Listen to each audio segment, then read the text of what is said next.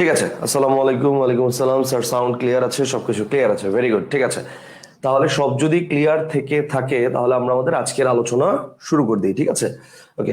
মূলত আমাদের আজকের আলোচনাটা হচ্ছে দুটি বিষয় নিয়ে, একটি হচ্ছে উপসর্গের অর্থ আর একটা হচ্ছে উপসর্গের বিশ্লেষণ। দুটাই অনেক ইম্পর্টেন্ট। উপসর্গের অর্থ এটা অনেক ইম্পর্টেন্ট, উপসর্গের বিশ্লেষণ এটা অনেক ইম্পর্টেন্ট। এবং বাংলাদেশের প্রেক্ষাপটে উপসর্গের বিশ্লেষণটা সাধারণত মানে স্টুডেন্টদেরকে আমি দেখি, মানে সাধারণত শিক্ষকদেরকে আমি দেখি নাই যেটা খুব গুরুত্ব সহকারে পড়াতে।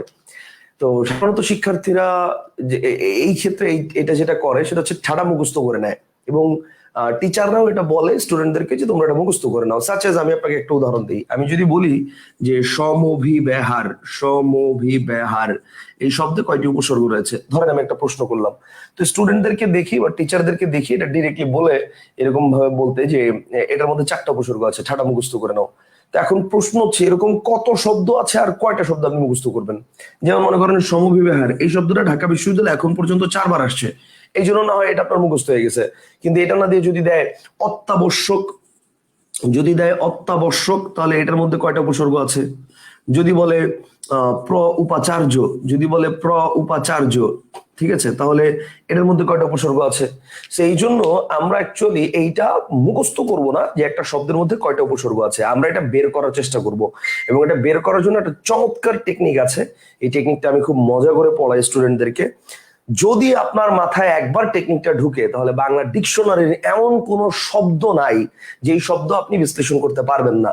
বাট টেকনিকটা আসলে একটু কঠিন, ঠিক আছে? বাট যদি একবার মাথায় ঢুকে তাহলে এটা আপনার কখনোই আর প্যাচ লাগবে না, ঠিক আছে? সেই জন্য খুব মনোযোগ দিয়ে ক্লাসটা করতে হবে আশা করি। তো আসেন আমরা শুরু করতেছি উপসর্গের, প্রথমত আমরা শুরু করতেছি উপসর্গের বিশ্লেষণ। আসেন, উপসর্গের বিশ্লেষণ কিভাবে আমরা করব? তো মনে রাখবেন, উপসর্গের বিশ্লেষণ করার ক্ষেত্রে এক্স্যাক্টলি ব্যাকরণবিদ কর্তৃক নির্ণীত বা মানে ব্যাকরণবিদ কর্তৃক স্বীকৃত কোনো টেকনিক নাই। তো এই কারণে উপসর্গের বিশ্লেষণ নিয়ে খুব একটা আলোচনা দেখতে পাওয়া যায় না আমাদের বাংলাদেশের ব্যাকরণ বইগুলোতে, কারণ এটার বের করার অ্যাকচুয়ালি কোনো টেকনিক নাই। আপনি সুকুমার রায় বলেন, সুনীতি কুমার বলেন, ডক্টর মোহাম্মদ শহীদুল্লাহ বলেন, শশীভূষণ দাশগুপ্ত বলেন, হরলাল বন্দ্যোপাধ্যায় বলেন, তারপর হচ্ছে বামনদেব চক্রবর্তী বলেন, জ্যোতিভূষণ চাকি স্যার বলেন, আমি বাংলাদেশের বা বাংলাদেশের বাইরের কলকাতার মোটামুটি যত রাইটারের বই পড়েছি, উপসর্গ বিশ্লেষণের কোনো টেকনিক আমি কারো বইতে পাইনি। কিন্তু পরীক্ষা এটা আসে। অ্যান্ড দ্যাট ইজ ওয়াই আমরা যেটা করবো সেটা হচ্ছে উপসর্গ বিশ্লেষণ করার ক্ষেত্রে আমরা এই জিনিসটা একটু ট্রিক্স মাথায় রেখে করব। এখন ট্রিক্সটা কি? এবার আসেন আমরা 5টা ট্রিক্স দিব, তাহলে ট্রিক্স গুলো 1 নম্বরে মানে 1 2 করে লিখে ফেলেন। 1 নম্বর ট্রিক্সটা হচ্ছে, 1 নম্বর ট্রিক্সটা হচ্ছে এরকম যদি বলে যে জাস্ট লিখে ফেলেন, উদাহরণ পরে দিব, লিখেন জ বা জ ফলা, জ বা জ ফলা, জ ফলা মানে কোনটা? এই যে এটা। তো লিখেন জ বা জফলা, এরপর তীর চিহ্ন দিয়ে লেখেন রস্বীকার। অর্থাৎ জ বা জফলা থাকলে সেই জায়গাতে জ বা জফলার পরিবর্তে রস্বীকার বসবে, ঠিক আছে? উদাহরণ পরে দিব, জাস্ট খালি লিখেন এখন। নাম্বার 2, সেটা হচ্ছে অনুস্বর বা উ, অনুস্বর বা উ থাকলে তার পরিবর্তে ম বসবে।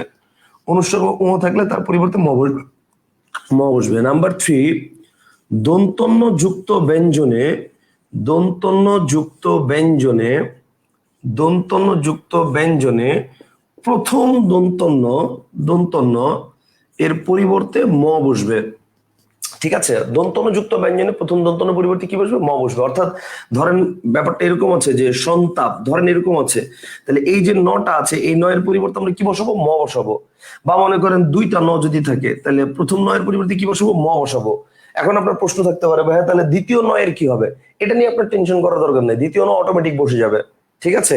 আপনি শুধু প্রথম নয়ের পরিবর্তে কি বসাবেন? ম বসাবেন, ঠিক আছে?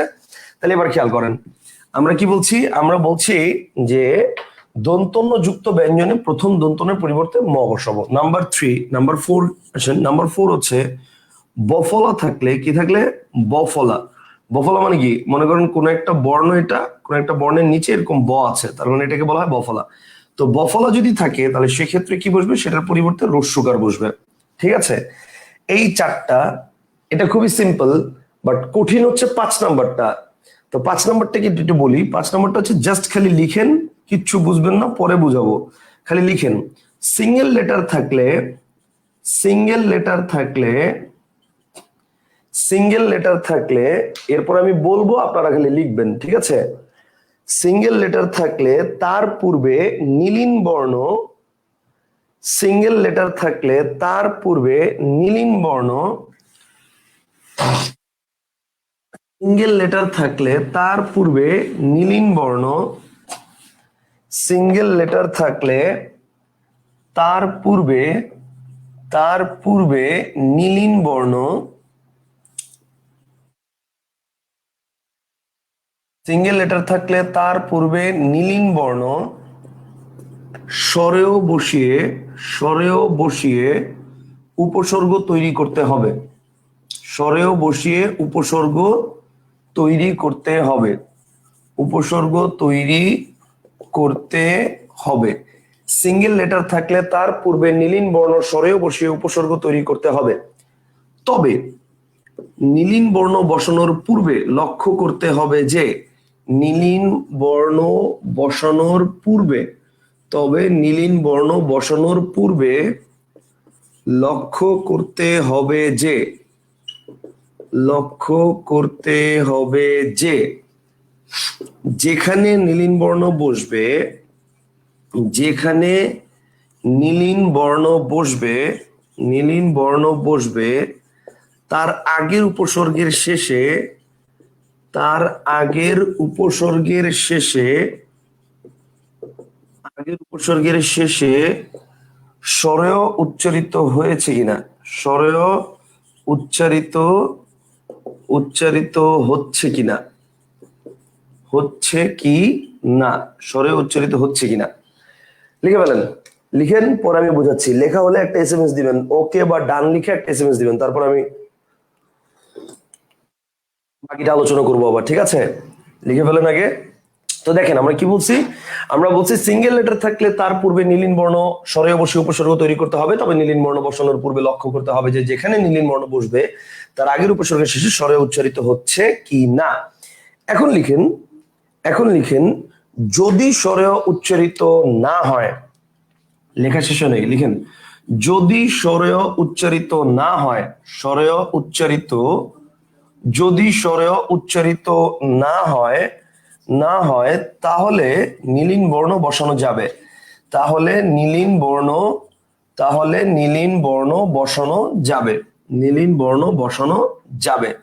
যদি স্বরে উচ্চারিত না হয় তাহলে নীলিন বর্ণ বসানো যাবে। তবে যদি স্বরে উচ্চারিত হয়, তবে যদি স্বরেয় উচ্চারিত হয়, যদি স্বরেয় উচ্চারিত হয় তাহলে নীলিন বর্ণ বসানো যাবে না, তাহলে নীলিন বর্ণ বসানো যাবে না। লিখেন, তাহলে নীলিন বর্ণ বসানো যাবে না, ঠিক আছে? তাহলে নীলিন বর্ণ বসানো যাবে না। তাহলে তখন কি করতে হবে? লিখেন, তাহলে নীলিন বর্ণ বসানো যাবে না, বসানো যাবে না। তখন এই উপসর্গটিকে,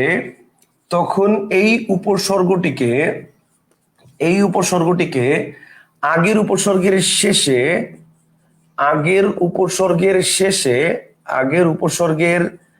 শেষে যোগ করে নতুন উপসর্গ তৈরি করতে হবে। যোগ করে নতুন উপসর্গ তৈরি করতে হবে।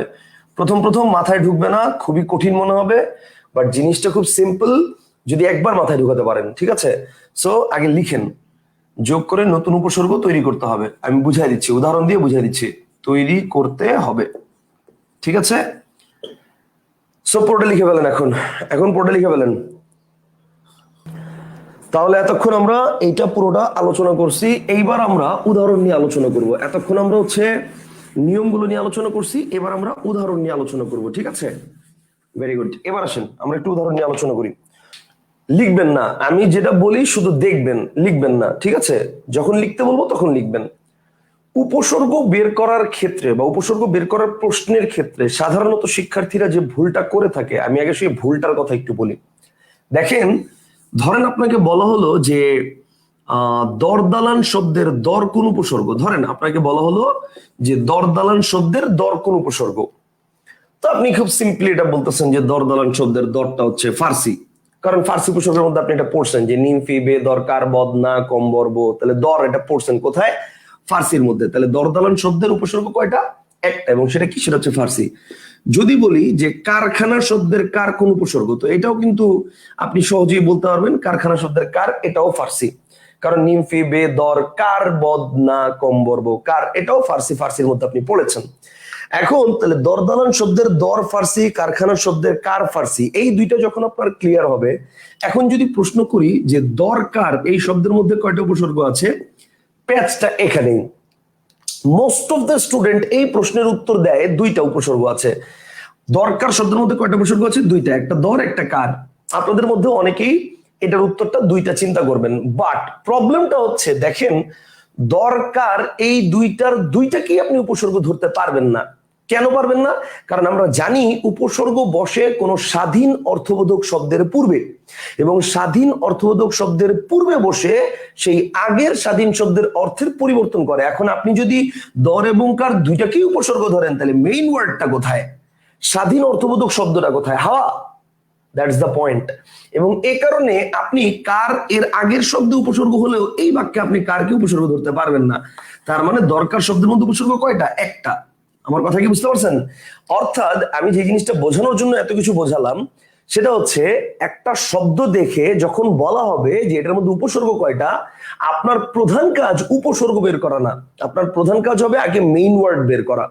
Most of the student main ওয়ার্ডটাই বের করতে পারে না। মেইন ওয়ার্ড যদি আপনি বের করতে পারেন তাহলে উপসর্গ বের করাটা খুবই ইজি হয়ে যাবে আপনার কাছে, বাট মেইন ওয়ার্ডটা হচ্ছে ফ্যাক্ট। আমার কথা কি বুঝতে পারছেন? সো মেইন ওয়ার্ডটা হচ্ছে আচ্ছা, সো মেইন ওয়ার্ডটা হচ্ছে আগে আমাদের অ্যাড করতে হবে। Concept clear? তাহলে এবার আসেন মেইন ওয়ার্ড দেখে কিভাবে আমরা বের করব, এইবার আসেন একটা একটা করে বোঝাই। এবার আপনারা লিখতে পারেন, এবার আমি যে উদাহরণগুলো দিব একটা একটা করে লিখতে পারেন।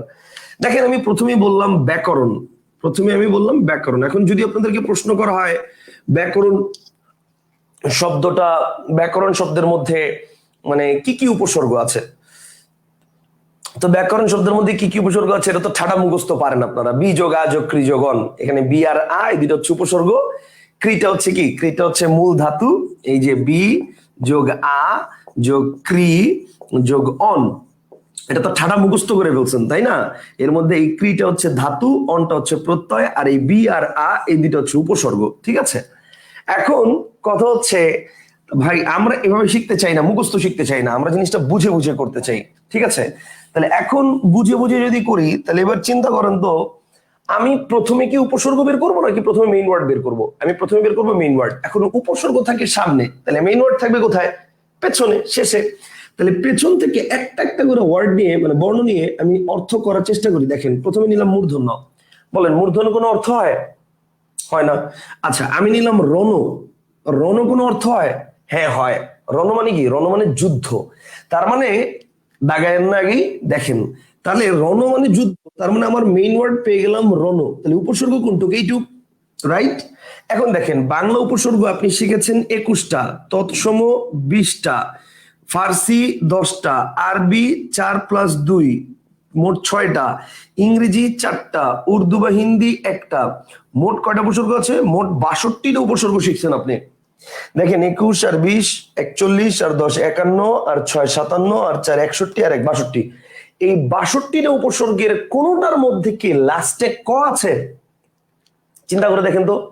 বাংলা উপসর্গ যদি বলি অ, অঘা, অজ, অনা, আ, আর, আন, আব, ইতি, উনা, কদ, কদ ক আছে কিন্তু ক প্রথমে, শেষে নাই।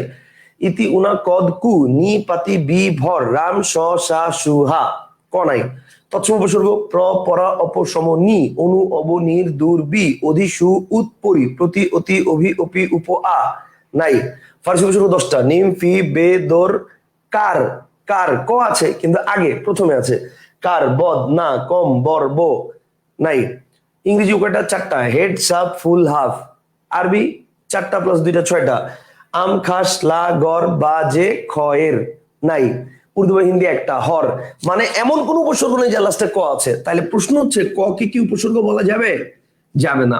তাহলে এখন কথা হচ্ছে বয়জফলাকার এটুকু উপসর্গ আর রণ এটা মেইন ওয়ার্ড, আর মাঝখানে কটা কি এমনিতেই বসে থাকবে? না, এখানে হচ্ছে প্যাচ। মনে রাখবেন উপসর্গ এবং মেইন ওয়ার্ড এই দুইটার মাঝখানে কখনোই নেভার এভার কোনো কিছু বসবে না। যদি বসে তার মানে বুঝতে হবে আপনার নির্ণয় ভুল হয়েছে, আপনি কোথাও না কোথাও ভুল করছেন। কখনোই উপসর্গ এবং মেইন ওয়ার্ডের মাঝখানে অন্য কোনো কিছু বসতে পারবে না। তাহলে এখন এইটাকে আমার এই কটাকে যে করেই হোক আইদার উপসর্গ বানাতে হবে অর মেইন ওয়ার্ড বানাতে হবে। এখন এমন কোনো উপসর্গই নেই যার লাস্টে ক আছে, সুতরাং কিচ্ছু করার নাই, বাধ্য হয়ে এটাকে আমরা কি করব, এটাকে আমরা মেইন ওয়ার্ড বানায় ফেলবো। অর্থাৎ এই ব্যাকরণ শব্দটার ক্ষেত্রে আমাদের মেইন ওয়ার্ডটা হচ্ছে করণ। আমি কি বুঝাতে পারছি? এখন প্রশ্ন হচ্ছে তাহলে করণ শব্দের অর্থ কি? দেখেন, করণ শব্দের একটা স্বাধীন অর্থ আছে। করণ শব্দের অর্থ হচ্ছে যন্ত্র, সহায়ক বা উপায়। কথা বুঝতে পারছেন? করণ শব্দের অর্থ কি? যন্ত্র, সহায়ক বা উপায়। তাহলে এখন দেখেন, এটা দেখলাম আমরা হচ্ছে করণ শব্দের অর্থটা কি। এখন বয় জফলা আকার এইটুকু হচ্ছে আমার উপসর্গ। এখন এইটুকের মধ্যে আমি রুলস অ্যাপ্লাই করব। এবার দেখেন 1 নম্বর রুলসে কি ছিল, একটু আগে পড়ছেন। দেখেন 1 নম্বর রুলসে কি ছিল, জ বা জফলা থাকলে কি হবে, রস্যিকার। তাহলে এবার দেখেন এই যে জ বা জফলা আছে, ভালো করে খেয়াল করেন। হ্যাঁ, দেখেন জ বা জফলা আছে, তাহলে জফলা থাকলে কি হবে, রস্যিকার। এখন জফলা আছে কার সাথে, বয়ের সাথে, তাহলে রস্যিকারটা বসবে কার সাথে, বয়ের সাথে। বাকি আছে কি, এই যে একটা আকার, সো প্লাস দিয়া একটা আ, দ্যাটস ইট। তার মানে বি আর আ এই দুটো হচ্ছে উপসর্গ। আর এই যে করণ, এটা হচ্ছে আমাদের মেইন ওয়ার্ড। আর এই করণটাকে বিশ্লেষণ করলে আমরা পাই ক্রি যোগ অন। কথা বুঝতে পারছেন? তো ওইটাও নিয়ে আমাদের এখন ঘাটাঘাটি করার দরকার নেই, আমরা শুধু উপসর্গ নিয়ে ঘাটবো। তাহলে উপসর্গ কয়টা? উপসর্গ হচ্ছে 2টা, বি এবং আ। জিনিসটা কি পুরোপুরি বুঝছেন সবাই? আমাকে একটু জানান, জিনিসটা কি বুঝছেন? এইবার আসেন আমি অন্য উদাহরণগুলো দিয়ে আলোচনা করি। আমি যদি বলি দেখেন, সুস্বাগত, ধরেন আপনাকে প্রশ্ন করা হলো যে সুস্বাগত এই শব্দের মধ্যে কয়টি উপসর্গ রয়েছে। এখন আপনার মেইন ওয়ার্ড, আপনার প্রথম কাজ কি, মেইন ওয়ার্ড বের করা। মেইন ওয়ার্ড কি? দেখেন প্রথমে দেখেন মেইন ওয়ার্ড, আপনি বলতে পারেন স্যার স্বাগত। কোন দুঃখে স্বাগত পর্যন্ত যাবেন? স্বাগত পর্যন্ত আপনারা একবারে নিতে বলছে কেউ? আপনি প্রথম থেকে একটা একটা করে বর্ণ নেন। প্রথমে নেন শুধু ত এর কোনো অর্থ হয় না। এবার নেন গত, গতর অর্থ হয়, হ্যাঁ হয়।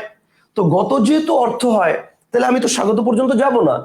আমি কি গত, এটাই আমার মেইন ওয়ার্ড। তাহলে আমার উপসর্গ হচ্ছে এইটুক, বাকিটুক। এখন আসেন বাকিটুককে আমি ভেঙে ফেলি। প্রথম হচ্ছে সু কোন উপসর্গ হয় কি হয় না? হয়। এরপরে বফলা আছে, বফলা থাকলে কি হবে, রস্যকার। দেখেন আপনি রুলস এর মধ্যে পড়ছেন একটু আগে 4 নাম্বার রুলসে।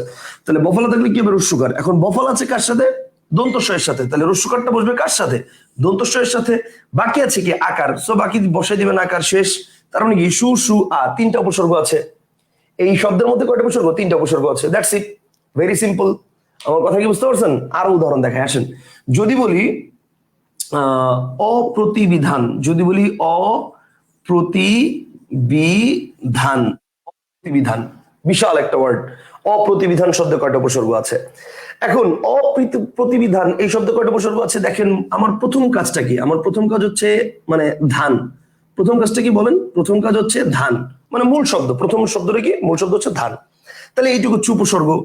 এখন উপসর্গ বের করার ক্ষেত্রে আমি কি করব, একটা একটা একটা করে সামনের থেকে আস্তে আস্তে পেছনে যাব। তাহলে প্রথমে নিলাম অ। দেখেন অ কোন উপসর্গ হয় কি হয় না? হ্যাঁ হয়। এখন নিলাম প্র, বলেন প্র কোন উপসর্গ হয়? হ্যাঁ হয়তো, প্র তো উপসর্গ হয়, প্র অপশমনী, প্র তো উপসর্গ হয়। তাহলে প্র উপসর্গ হয়ে যাচ্ছে। ভালো করে খেয়াল করেন, 5 নাম্বার রুলস বোঝাবো এখন, খুব কঠিন যেটা। তো প্র উপসর্গ হয়ে যাচ্ছে। এবার আছে তৈর শিক্ষার্থী। প্রথমে আমি তৈর শিক্ষার্থী বসাই দিলাম। এখন দেখেন তৈর শিক্ষার্থী কোন উপসর্গ হয় না। তাহলে তৈর শিক্ষার্থী যেহেতু উপসর্গ হয় না, তার মানে এটা কি, এটা হচ্ছে সিঙ্গেল লেটার। যেটা বসানোর পরে কোনো উপসর্গ হবে না, উপসর্গের মধ্যে থাকবে বাট বসানোর পরে কোনো উপসর্গ হবে না, সেটাকে আমরা বলবো সিঙ্গেল লেটার। 5 নম্বর রুলস, সিঙ্গেল লেটার থাকলে তার পূর্বে নীলিন বর্ণ স্বরেও বসিয়ে উপসর্গ তৈরি করতে হবে। অর্থাৎ এটা হয়ে যাবে কি, অতি। এখন দেখেন অতি উপসর্গ হয় কিনা, উত্তর হচ্ছে হ্যাঁ হয়। তবে কি বলছিলাম, সিঙ্গেল লেটার থাকলে তার পূর্বে নীলিন বর্ণ স্বরেও বসিয়ে উপসর্গ তৈরি করতে হবে। তবে নীলিন বর্ণ বসানোর আগে লক্ষ্য করতে হবে যে যেখানে নীলিন বর্ণ বসবে তার আগের উপসর্গের শেষে স্বরে উচ্চারিত হচ্ছে কিনা। অর্থাৎ এই যে দেখেন প্র প্র উচ্চারিত হচ্ছে, অ উচ্চারিত হচ্ছে। যদি স্বরে উচ্চারিত না হয় তাহলে এই নীলিন বর্ণটা বসানো যাবে, কিন্তু যদি স্বরে উচ্চারিত হয় তাহলে নীলিন বর্ণ বসানো যাবে না। তাহলে তখন কি করতে হবে, তখন এই উপসর্গটাকে আগের উপসর্গের শেষে যোগ করে নতুন উপসর্গ তৈরি করতে হবে। অর্থাৎ এই তৈরি শিকারটা এটার সাথে অ্যাড হয়ে যাবে, প্রতি। কথা কি বুঝতে পারছেন? আমি কিন্তু চাইলে আপনাকে একবারই বলতে পারতাম যে এই অ একটা উপসর্গ, প্রতি একটা উপসর্গ, কিন্তু তাতে আপনার বেসিকটা ক্লিয়ার হতো না। কারণ উপসর্গ কখনো এইখানে আপনি একসাথে বসাতে পারছেন, অনেকগুলোতে একসাথে নাও বসাতে পারেন। এই জন্য আপনাকে ছোট ছোট করে একদম ভেঙে ভেঙে বুঝাই দিলাম। তাহলে অপ্রতি এটা হলো। এবার লাস্টে কি আছে, বৈরসিকের বি বাকি আছে এবং এটা একটা উপসর্গ হয়। তার মানে অপ্রতিবিধান, এটার মধ্যে উপসর্গ কয়টা? 3টা। কনসেপ্টটা কি ক্লিয়ার? আমি অপ্রতিবিধান আরেকবার বুঝাই দিচ্ছি, খেয়াল করেন। অপ্রতিবিধান আরেকবার বুঝাই দিচ্ছি, খেয়াল করেন। আমার প্রথম কাজ হচ্ছে মেইন ওয়ার্ড বের করা। তো মেইন ওয়ার্ড আমি বের করলাম ধান। তো মেইন ওয়ার্ড বের করার পরে মেইন ওয়ার্ড যেমন আমি বের করছি কি, প্রথমে আমি একটা ওয়ার্ড নিয়ে মানে একটা বর্ণ নিয়ে যে ন, এরপর আমি নিছি ধয়াকার ধান ধান, তাহলে দুইটা মিলে মানে মেইন ওয়ার্ড হয়ে গেছে। তাহলে আমার এইটুকু হচ্ছে কি উপসর্গ।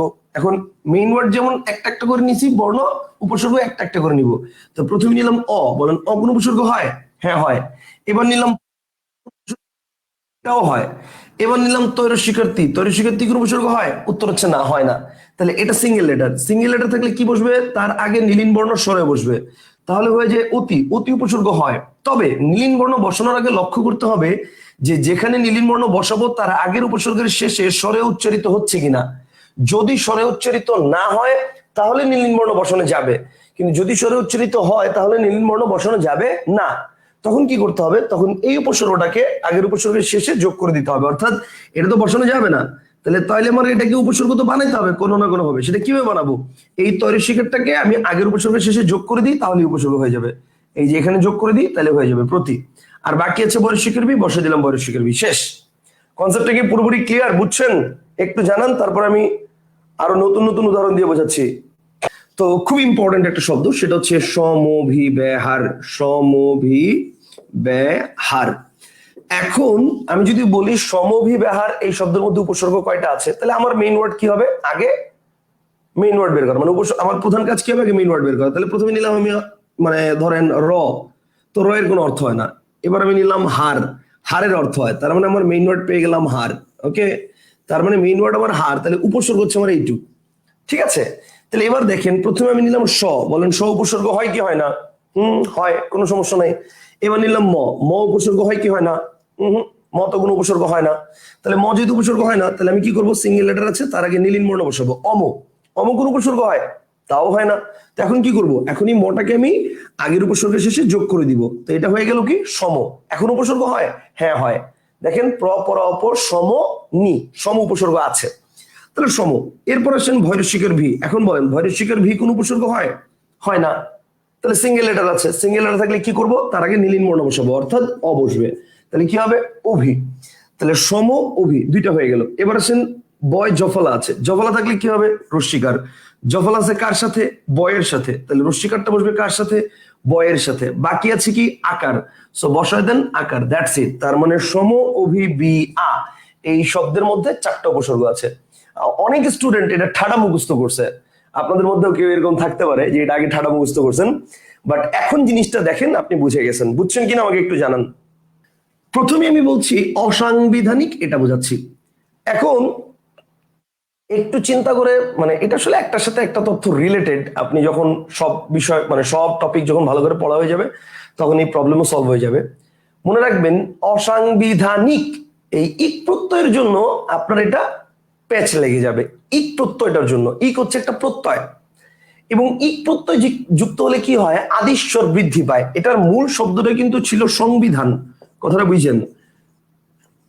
মূল সংবিধান, এর আগে যুক্ত হয়েছে অ, মানে অসংবিধান, আর এরপরে যুক্ত হয়েছে ইক, ইক প্রত্যয়। এখন ইক প্রত্যয় যুক্ত হলে কি হয় মনে রাখবেন? ইক প্রত্যয় যুক্ত হলে আদিস্বর বৃদ্ধি পায়। ইক প্রত্যয় যুক্ত হলে কি হয়? আদিস্বর বৃদ্ধি পায়। এখন ভাই আদিস্বর বৃদ্ধি পায় জিনিসটা কি? আমি একটা উদাহরণ দিয়ে বুঝাই। ধরেন সপ্তাহ, তাহলে সপ্তাহের সাথে আপনি যখন ইক প্রত্যয় যুক্ত করেন আপনি এটাকে কি বলেন? সাপ্তাহিক না সাপ্তাহিক? আপনি বলেন সাপ্তাহিক। বলেন বর্ষ যোগ ইক, বলেন বর্ষিক না বার্ষিক? বার্ষিক। আমি যদি বলি দিন যোগ ইক, বলেন দিনিক না দৈনিক?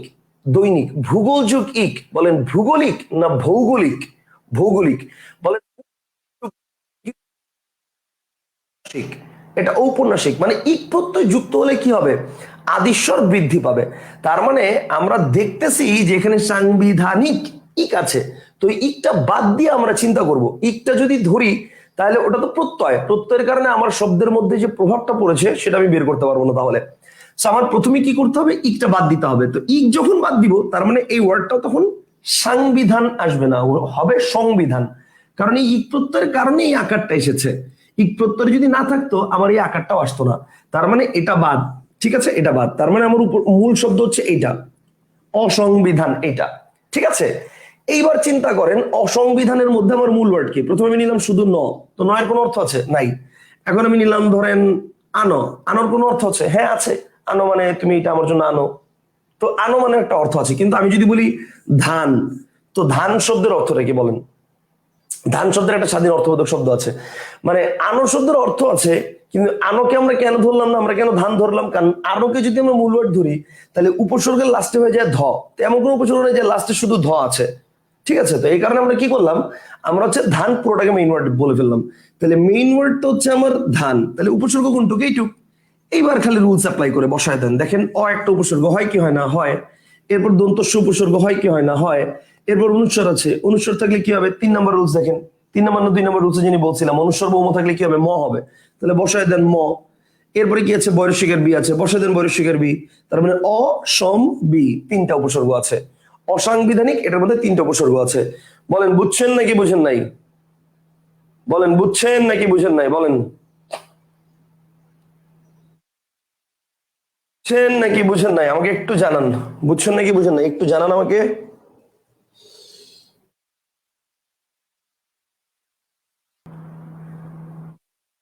Clear clear clear. আচ্ছা, কয়েকজন কয়েকটা শব্দ দিয়েছে, বলেছে স্যার ন্যূনতম, পরিত্যাজ্য, এই শব্দগুলো একটু বিশ্লেষণ করে দেন।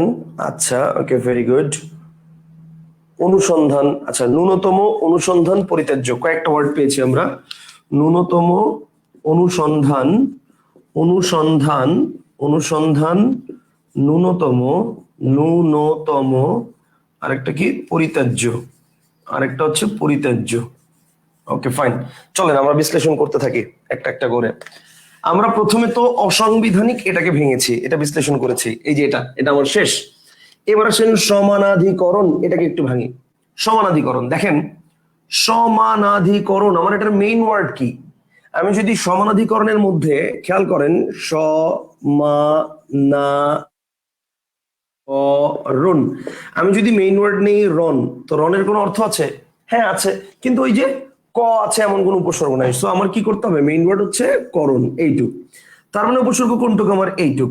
এটা খুবই প্যাচের, খুব ভালো করে খেয়াল করেন, এটা খুবই প্যাচের।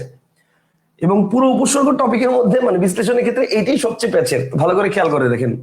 সমানাধিকরণের ক্ষেত্রে আমার মেইন ওয়ার্ডটা করণ, তাহলে উপসর্গ হচ্ছে প্রথমে নিলাম স, বলেন উপসর্গ হয় কি হয় না? হয়।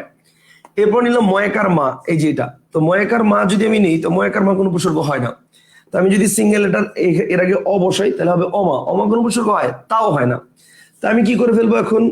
যেহেতু মানে ময়াকার মা উপসর্গ হয় না, তো আমি কি করে ফেলবো? ময়াকার মাটাকে এটার সাথে অ্যাড করে দিব, তাহলে হবে সমা, সমা কোনো উপসর্গ হয়? তাও হয় না। তো এখন কি করব? যেহেতু এটার সাথে অ্যাড করলে উপসর্গ হয় না, তার মানে আমার এখন বাধ্য হয়ে এই ময়াকার মাটাকে ভেঙে ফেলতে হবে। তো ময়াকার মাটাকে আমি যদি ভেঙে ফেলি, তাহলে হবে ম যোগ আ, ঠিক আছে। এখন দেখেন ম কোন উপসর্গ হয়? হয় না। সিঙ্গেল লেটার থাকলে বসবে অ, তাহলে অম কোন উপসর্গ হয়? তাও হয় না। তো এখন কি করতে হবে? এখন এই মটাকে এটার সাথে অ্যাড করে দেন, তাহলে হবে সম, এখন উপসর্গ হয়? হ্যাঁ হয়। তার মানে সম যোগ এইটুকু হচ্ছে কোন পর্যন্ত? এই যে এইটুকু, এইটুকু হচ্ছে আমার সমযোগা। এরপর আসেন নয়কার না, নয়কার না উপসর্গ হয় কি হয় না? নয়কার না উপসর্গ কিন্তু হয়। কোন উপসর্গ একটু খেয়াল করে দেখেন, অ, অঘা, অজ, অনা, অনা আছে কিন্তু না নাই। আবার না আছে কোথায়? দেখেন নিম ফি বে দর কার বদ না, কম বর্গ, নাটাও কিন্তু একটা উপসর্গ, কিন্তু সেটা কোন উপসর্গ? ফার্সি উপসর্গ। যেমন আমি যদি বলি নাবালক শব্দের না কোন উপসর্গ? ফার্সি। নারাজ শব্দের না কোন উপসর্গ? ফার্সি। নাখোশ শব্দের না কোন উপসর্গ? ফার্সি। তাহলে নাটা কিন্তু একটা উপসর্গ হয়, কোন উপসর্গ? ফার্সি। এখন ব্যাপারটা হচ্ছে দেখেন, এই যে করণ, মূর্ধন্য আছে, র আছে, এগুলো কি? এগুলো হচ্ছে তৎসম শব্দের একটা সিমটম। তো মূল শব্দটা যদি তৎসম হয় বা বাংলা হয়, তাহলে চেষ্টা করবেন উপসর্গগুলা বাংলা বা তৎসম রাখার জন্য। যদি একান্তই না পারেন, সেক্ষেত্রে আপনি বিদেশি উপসর্গে যাবেন। কিন্তু যদি সম্ভব হয় বাংলা এবং উপসর্গ মানে তৎসম রাখার, যদি মূল শব্দটা বাংলা এবং তৎসম হয়, তাহলে সেক্ষেত্রে চেষ্টা করবেন আমাদের উপসর্গগুলো বাংলা এবং তৎসম রাখার, এবং যদি সেটা সম্ভব হয় তাহলে সেটা করতে হবে। এখন দেখেন নয়কার না এটা ফার্সি উপসর্গ হয়ে যায়, কিন্তু তার আগে আমি যদি অ বসাই, অর্থাৎ যদি ধরি যে নায়িকার না কোনো উপসর্গ হয় না, তার আগে আমি যদি সিঙ্গেল লেটার থাকলে নীলিন বর্ণ অ বসাই, তাহলে কিন্তু দেখেন অ, অঘা, অজ, অনা, অনা উপসর্গ হয়ে যায় বাংলা। এবং সবচেয়ে বড় কথা, এখানে এই অবসান যাবে কি যাবে না? যাবে। কেন যাবে? কারণ আগের উপসর্গের শেষে আ আছে, অ নাই। সো তার মানে এই অটা বসানো যাবে। তাহলে দেখেন বসায় ফেললাম। এরপর হচ্ছে লাস্টিক বাকি আছে কি ধৈর্যশিকার ধি। এখন দেখেন ধৈর্যশিকার ধি কোন উপসর্গ হয়? বলেন ধৈর্যশিকার ধি কোন উপসর্গ হয়? হয় না। তাহলে সিঙ্গেল লেটার আছে, সিঙ্গেল লেটার থাকলে কি বসবে? তার আগে অ বসবে, অ বসলে হবে অধি। এবার বলেন অবসান যাবে? হ্যাঁ যাবে। কারণ কি? কারণ আগের উপসর্গের শেষে অ উচ্চারিত হয় নাই, আ আছে। সো অ উচ্চারিত হয়েছে এখন, ঠিক আছে। তাহলে উপসর্গ আমি কয়টা পাইলাম? দেখেন সম, আ, অনা, অধি। কিন্তু এই জায়গায় হচ্ছে এখন প্যাচ। আগে তো এখন বের করলেন, বাট এইবার প্যাচ কোথায়? প্যাচটা হচ্ছে এই আটা হবে না।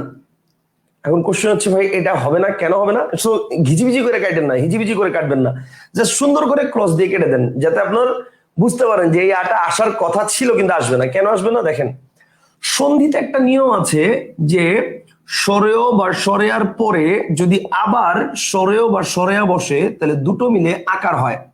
তাহলে খেয়াল করেন সম, এটা লাস্টে কি আছে? অ। আবার অ না, এটা ফার্স্টে কি আছে? অ। তাহলে অ আর অ মিলে তো এমনিতেই এই আটা উচ্চারিত হচ্ছে, এটা তো আপনার নতুন করে লেখার দরকার নাই। আমার কথা কি বুঝতে পেরেছেন? সেই জন্য এটার কারেক্ট আনসার হবে হচ্ছে সম, অনা, অধি। এটা হচ্ছে তিনটা উপসর্গ। সমানাধিকরণের তিনটা উপসর্গ আছে, সম, অনা, অধি। কনসেপ্টটা কি ক্লিয়ার? সমানাধিকরণ এটা আমাদের ক্লিয়ার, সমানাধিকরণ এটা আমাদের ক্লিয়ার। এবার আসেন সমানাধিকরণের পরে কি আছে?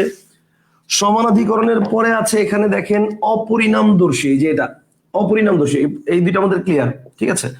এখন অপরিণামদর্শী এটার ক্ষেত্রে যে মূল ঝামেলাটা হবে সেটা হচ্ছে মূল ওয়ার্ড বের করা। অপরিণামদর্শী। এখন বলবেন যে স্যার এটা মূল ওয়ার্ড কি? আমি তো মূল ওয়ার্ডই বুঝতেছি না। এখন দেখেন মূল ওয়ার্ড কি ধরলাম আমি, মূল ওয়ার্ড হচ্ছে তালব্যস্বয় রেফ দীর্ঘিকার। তো তালব্যস্বয় রেফ দীর্ঘিকার কোনো মূল ওয়ার্ড হয়? প্রথম শব্দের মধ্যে রেফ আছে এরকম কোনো শব্দ কি কখনো হয় আদৌ? হয় না। সো তার মানে আমি ধরে নিলাম মূল ওয়ার্ড দর্শী। অ্যাকচুয়ালি দর্শী মূল ওয়ার্ড না, বাট ধরে নিলাম মূল ওয়ার্ড দর্শী। তো মূল ওয়ার্ড যদি দর্শী হয় তাহলে আপনার মূল শব্দ হবে এটা। এখন এমন কোন উপসর্গ আছে যার লাস্টে আমার মানে ম আছে? হ্যাঁ আছে, কিন্তু সেটা তো সম, আগে স থাকতে হবে। তো এখানে তো আমার আগে স নাই। তার মানে আমি মূল ওয়ার্ড দর্শী এটা ধরতে পারবো না। আমার কথা বুঝতে পারছেন? তাহলে আমার মূল ওয়ার্ড ধরতে হবে অ্যাকচুয়ালি ধরেন এই ম সহকারে। তার মানে আমি যদি বলি মদর্শী, এখন আসলে মদর্শী কোনো ওয়ার্ড হয়? ওয়ার্ড হয় না। তাইলে এখন আমার কি করতে হবে? আবার নয়কার না, মানে মূর্ধন্য নয়কার না, এটা থেকে যায় বাকি। অ্যাকচুয়ালি আমার এখানে মূল ওয়ার্ডটা হচ্ছে নাম। মূল ওয়ার্ডটা হচ্ছে আমার এখানে কি? নাম। এবং নাম বানানটা কিন্তু অ্যাকচুয়ালি মূর্ধন্য দিয়ে না, নাম বানানটা এভাবে হবে। অর্থাৎ মূল শব্দটা হচ্ছে এটা, বাট নত্যবিধানের নিয়ম অনুযায়ী রয়ের পরে বসছে দেখে এই নটা মূর্ধন্য হয়ে গেছে। বাট অ্যাকচুয়ালি মূল শব্দটা এখানে নাম। বাট নামের আগে বাকিটুকু হচ্ছে উপসর্গ, আর নামের পরে বাকি যে দর্শী আছে এটা হচ্ছে প্রত্যয়। দর্শী দ্বারা কি বোঝায়? দর্শন, মানে দেখার কাজ করে যে, তাকে বলা হয় দর্শী। যেমন আমরা বলি না প্রত্যক্ষদর্শী। তো এখানে মূল শব্দটা কি প্রত্যক্ষ দর্শ না? মূল শব্দ হচ্ছে প্রত্যক্ষ, ঠিক আছে। আর দর্শীটা হচ্ছে কি? প্রত্যয়, অতিরিক্ত অংশ। তো এখানে মূল ওয়ার্ডটা হচ্ছে নাম, দর্শী হচ্ছে প্রত্যয়। তো দর্শী নিয়ে আমার এত লাফালাফি করে লাভ নাই, কারণ আমি উপসর্গ বের করবো, প্রত্যয় না। তাহলে উপসর্গ হচ্ছে আমার এইটুক। তাহলে মূল ওয়ার্ড যেহেতু বের করে ফেলছেন, এবার উপসর্গ বের করা খুবই ইজি। দেখেন অ আর পরি দুইটা উপসর্গ আছে। প্রথমে আছে অ, আর তারপর আছে প, ঠিক আছে। প এর পরে কি আছে? রয়ের শিকার রি। সো রয়ের শিকার রিটা হচ্ছে আমি সিঙ্গেল লেটার থাকলে আমি সেই হিসেবে আগের উপসর্গ শেষে যোগ করে বসাই দিব, দ্যাট মিনস পরি। তাহলে অ আর পরি এই দুইটা হচ্ছে উপসর্গ, আর নাম মেইন ওয়ার্ড, দর্শী হচ্ছে প্রত্যয়। Concept clear?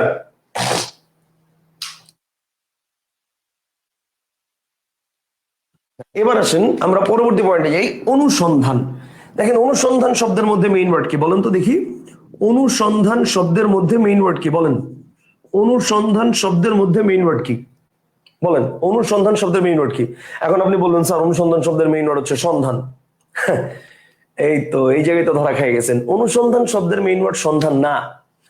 অনুসন্ধানের মেইন ওয়ার্ড হচ্ছে শুধু এইটুক, ধান। অনুসন্ধানের মেইন ওয়ার্ড কি? ধান, শুধু এইটুক, ঠিক আছে। কারণ ধানেই তো আমার অর্থ পেয়ে যাচ্ছি, সন্ধান পর্যন্ত তো আমি যাব না। তাহলে তাহলে উপসর্গ কোনটুকু? আমার উপসর্গ হচ্ছে বাকিটুক। এখন উপসর্গ বসায় ফেলেন। তাহলে প্রথমে আমি নিলাম সরেয়। সরেয় উপসর্গ হয় কি হয় না? হ্যাঁ হয়। এরপর নিলাম নয়রস্যকার নু। নয়রস্যকার নু কোন উপসর্গ হয় না? হয় না। নয়রস্যকার নি আছে, নয় আকার আছে, কিন্তু নয়রস্যকার নাই। তাহলে সিঙ্গেল লেটার আছে। সিঙ্গেল লেটার থাকলে তার আগে আমি নীলিন বর্ণ অ বসালে হবে অনু, কিন্তু অবসানে যাবে না, কারণ আগের উপসর্গ শেষে অ আছে। সো আমার কি করতে হবে? এই নয়রস্যকার নুটাকে এটার সাথে অ্যাড করে দিতে হবে, তাহলে এটা হবে অনু। এরপরে কি আছে? দন্তস্ব। দন্তস্ব জায়গায় দন্তস্ব বসাই দিলাম। এরপরে কি আছে? দন্তনযুক্ত ব্যঞ্জন। 3 নম্বর রুলস দেখেন। 3 নম্বর রুলস হচ্ছে দেওয়া আছে দন্তনযুক্ত ব্যঞ্জনে প্রথম দন্তনের পরিবর্তে কি বসবে? ম বসে যাবে। বুঝতে পারছেন? এবং তখন আমি বলছিলাম যে প্রথম দন্তনের পরিবর্তে কি বসবে? ম বসবে। বাকিটা নিয়ে আপনার চিন্তা করার দরকার নেই। দেখছেন, বাকিটা আপনার এমনিতেই মূল ওয়ার্ড হয়ে গেছে। তার মানে অনু আর সম দুইটা উপসর্গ আছে অনুসন্ধানের মধ্যে। অনুসন্ধানের মধ্যে কয়টা উপসর্গ আছে? দুইটা আছে। কনসেপ্টটা কি ক্লিয়ার? বলছে স্যার আগের উপসর্গটার মধ্যে একজন বলছে স্যার আমরা তো এই যে অপরিণাম দর্শীর মধ্যে অ উপসর্গ হয়, এরপরে তো আমরা তো শুধু প কে উপসর্গ ধরতে পারি, মানে প কে উপসর্গ না ধরে মানে সিঙ্গেল লেটার ধরে আমরা তো পটাকে এটার সাথে ধরে অপ এটাও ধরতে পারি। হ্যাঁ ধরেন, কোনো সমস্যা নাই। তো প কে যদি আপনি মেইন ওয়ার্ড মানে উপসর্গ ধরেন, তাহলে রয়ের শিকারকে আপনি কি করবেন বলেন? রয়ের শিকারকে কি কোনোভাবে উপসর্গ বানাতে পারবেন? পারবেন না, কারণ রয়ের শিকারটা তো সিঙ্গেল লেটার। এর আগে যদি আপনি অ বলেন তাও উপসর্গ হবে না, ওরই উপসর্গ হয় না। আবার রয়ের শিকারকে আপনি এভাবে ফেলে দিলেও চলবে না, কারণ মূল ওয়ার্ড এবং উপসর্গের মাঝখানে অন্য কোনো কিছু বসে না। সেই জন্য আপনার কি করতে হবে? এই পটাকে অ এর সাথে ধরা যাবে না। এই জন্য কি করতে হবে? এই পটাকে হচ্ছে রয়ের শিকারের সাথে একসাথে বসে পরিটাকে উপসর্গ ধরতে হবে। বুঝতে পারছেন? আহ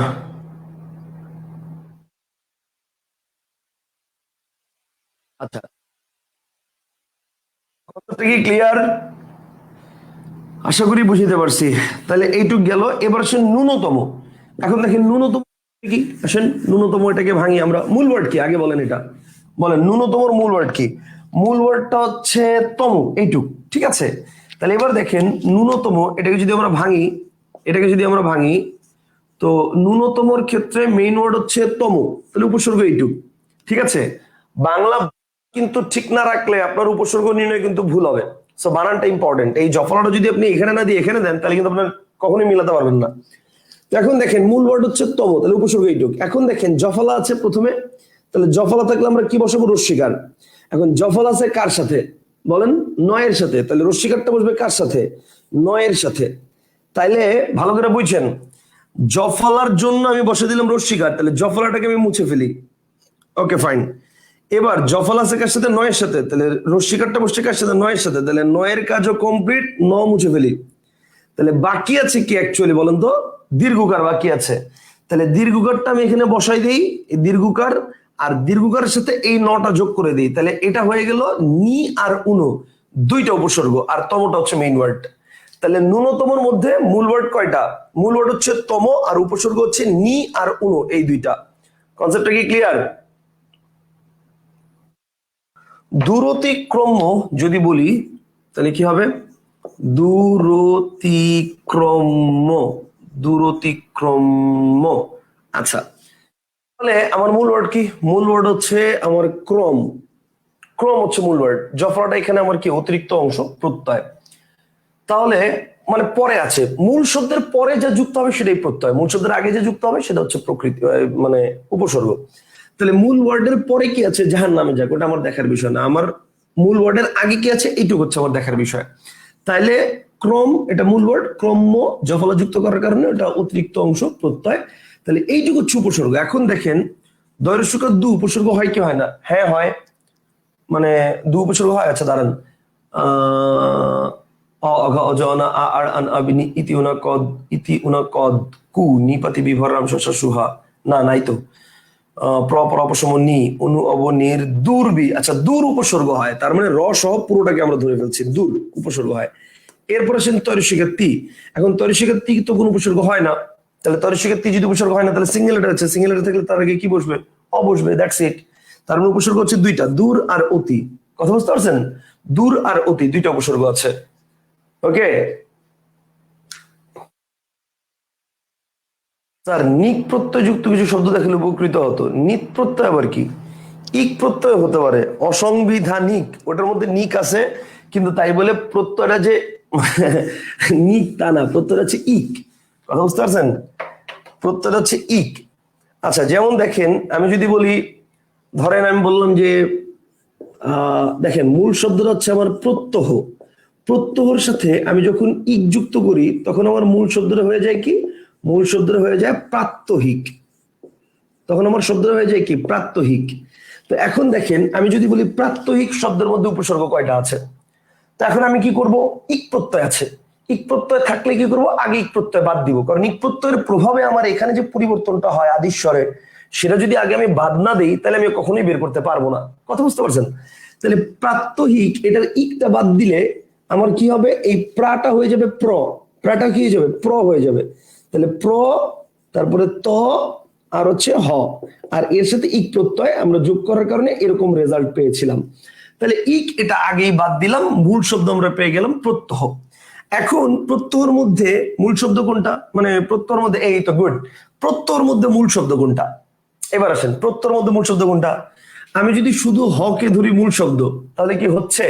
মানে হ কি আমার কোনো মূল ওয়ার্ড হয়? না, হয় না। এখন তাহলে প্রশ্ন হচ্ছে, ভাই প্রত্যয় শব্দের মধ্যে কি কোনো উপসর্গ নাই? এটা কি মানে একটাই শব্দ, মূল শব্দ এটা? না, এটার মধ্যে একটা উপসর্গ আছে, এবং সেটা কি? ভালো করে খেয়াল করেন। এই যে মূল ওয়ার্ডটা দেখাচ্ছি আমি, এই যে পয় রফালা আছে, এই রফালাটা হচ্ছে আগে আপনি এখানে বসাই দেন, রফালা, পয় রফালা, প্র একটা উপসর্গ হয়। এবার দেখেন জফলা আছে, জফলা থাকলে কি হবে? জফলা থাকলে হবে রস্বীকার। এখন জফলা আছে কার সাথে? তয়ের সাথে। তো রস্বীকার কার সাথে? তয়ের সাথে। তো তয় রস্বীকার থেকে কিন্তু কোনো উপসর্গ হয় না। তাহলে এটা কি বসাবেন? এটা সিঙ্গেল লেটার থাকলে যদি চিন্তা করেন অতি বসাবেন, তাহলে অতি উপসর্গ হয়, কিন্তু অতি বসাতে পারবেন না। কেন পারবেন না? কারণ এখানে আমার প্র অ আছে, সে কি করতে হবে? তরিস্বীকারটাকে এটার সাথে অ্যাড করে দিতে হবে, তার মানে প্রতি। তার মানে এই প্রত্যয় এটা হয়ে যাবে প্রতি, তার মানে এইটুকু হচ্ছে উপসর্গ। ঠিক আছে, এইটুকু হচ্ছে কি? উপসর্গ। তাহলে এখন কথা হচ্ছে, ভাই তাহলে আমার মেইন ওয়ার্ড কি শুধু হ? এটা কি কোনো মানে তাহলে হ এটা কেমনে হইলো? এখন অ্যাকচুয়ালি এটার মেইন ওয়ার্ডটা হ না, এটার মেইন ওয়ার্ডটা, এটার পূর্বে একটা অ আছে। কথা বুঝতে পারছেন? কেন আছে, কেমনে বুঝলাম? এই জফলার নিয়মের ক্ষেত্রে আপনাকে সন্ধির একটা নিয়ম মাথায় রাখতে হবে। আমি যখন আপনাদের সন্ধির ক্লাস নেই, আমি বারবার আপনাকে বলেছিলাম এটা, যে সন্ধির এই নিয়মটা আপনার পরবর্তীতে উপসর্গ বিশ্লেষণের সময় কাজে দিবে। এবং খেয়াল করেন, সন্ধির নিয়মটা ছিল এরকম যে রস্বই কিংবা দীর্ঘইকারের মানে দীর্ঘইকারের পরে যদি রস্বই কিংবা দীর্ঘই ছাড়া অন্য কোনো স্বর বসে, এই দুইটা ছাড়া অন্য কোনো স্বর বসে, তাহলে দুটো মিলে জফলা হবে। যেমন দেখেন আমরা বলেছিলাম এরকম যে অতি যোগ অন্ত, অতি যোগ অন্ত সমান সমান কি? এই যে তয়ের পরে যে রস্বীকার, ওই রস্বীকার আর এই অ, এই দুটো মিলে হবে হচ্ছে জফলা। আর বাকি যে আছে সব বসে যাবে, অর্থাৎ স্বরের জায়গায় স্বর, তয়ের জায়গায় ত, আর রস্বীকার আর অ মিলে জফলা, আর দন্ত নয় তয়ের জায়গায় দন্ত নয় ত, তার মানে কি হয়ে গেল? অত্যন্ত। তাহলে এক্ষেত্রেও সেম, এই যে প্রতির ই, এই ই আর অ, এই দুটো মিলে হয়ে গেছে হচ্ছে এই জফলাটা। বুঝতে পারছেন ব্যাপারটা? ওই দুটো মিলে হয়ে গেছে হচ্ছে জফলাটা। বুঝতে পারছেন? সবাই কি ক্লিয়ার? শব্দ কি? এই যে গুড গুড গুড, আসেন অভ্যুত্থানের মূল শব্দ কি দেখাই। ওকে, অভ্যুত্থান। ওকে, অভ্যুত্থান। অভ্যুত্থানের মূল শব্দ হচ্ছে থান। থান বলতে বোঝায় একটা মানে রোল, পুরো একটা রোলকে। বুঝতে পারছেন? মানে আমরা বলি না থান কাপড়, ঠিক আছে? তো থান বলতে হচ্ছে পুরো একটা রোলকে বোঝায়। বুঝতে পারছেন? মানে একটা নির্দিষ্ট একটা অংশ। তাহলে আমার মূল ওয়ার্ড হচ্ছে এইরকম থান, তাহলে এইটুকু হচ্ছে উপসর্গ। ঠিক আছে, তাহলে এবার দেখেন স্বরের জায়গায় স্বরে বসাই দিলাম। এবার ভয় জফলা আছে, জফলা থাকলে কি হবে? রস্বীকার হবে। এখন জফলা থাকলে রস্বীকার, কিন্তু জফলার মানে শুধু ভয় রস্বীকার তো কোনো উপসর্গ হয় না। এখন আমি যদি অ বসাই তাহলে হবে অভি, কিন্তু অ বসাতে পারবো? পারবো না। কেন? কারণ আগের উপসর্গের শেষে অ আছে। তাহলে আমার কি করতে হবে? আমার এই ভয় রস্বীকারটাকে আগেরটার সাথে অ্যাড করে দিতে হবে, অর্থাৎ এই যে এইটুক অভি। এখন প্যাচটা এখানে আমার এই যে জফলাটা হয়ে গেছে রস্বীকার, আর এই ভ এটাও বসে গেছে, তাহলে বাকি আছে কি বলেন? বাকি আছে রস্যকার। এখন এই রস্যকারটা আমি এখানে বসাবো, আর এই যে থানটা হচ্ছে আমি এখানে ধরছিলাম, কিন্তু খণ্ডত্বটা বাদ দিয়েছিলাম। মানে এখানে তো ত প্লাস থ দুইটা না, তো থানটাকে মূল ওয়ার্ডের মধ্যে ধরছি, বাকি তো আছে খণ্ডত্ব, তো এই খণ্ডত্বটা এখানে বসাই দিবেন। তাহলে অভিযোগ উত আর থানটা হচ্ছে মূল ওয়ার্ড। কথা বুঝতে পারছেন? অভিযোগ উত আর থানটা হচ্ছে মূল ওয়ার্ড, অভ্যুত্থান। বুঝতে পারছেন? আচ্ছা, একজন প্রশ্ন করছে, স্যার দূর তো উপসর্গ না, এটা কি করা যাবে? হ্যাঁ, দূর উপসর্গ না মানে? দূর উপসর্গ না মানে কি বুঝি নেই, এটা কেন বলছেন? ও ও ও ও বুঝছি, মানে দূরতিক্রম্য এই শব্দের দূর তো উপসর্গ না, মেবি আপনি এটাই বোঝাতে চাইছেন। বাট আপনাকে একটু মাথায় রাখতে হবে যে দূরতিক্রম্য বানানে আপনি যে দয় দীর্ঘকার দিচ্ছেন এটা ভুল, বানানটাই ভুল লিখছেন। দূরতিক্রম্য বানানটা হবে দয় রস্যকার দিয়ে। সো দূর রস্যকার দিয়ে উপসর্গ হয়। কথা বুঝতে পারছেন? আমি বাংলা একাডেমির অভিধান চেক করলাম, দূরতিক্রম্য বানানটা রস্যকার দিয়ে হয়, দীর্ঘকার দিয়ে না। কথা বুঝতে পারছেন? ওকে, সো একটু জানান পুরোপুরি বুঝছেন কিনা, সবাই কি ক্লিয়ার?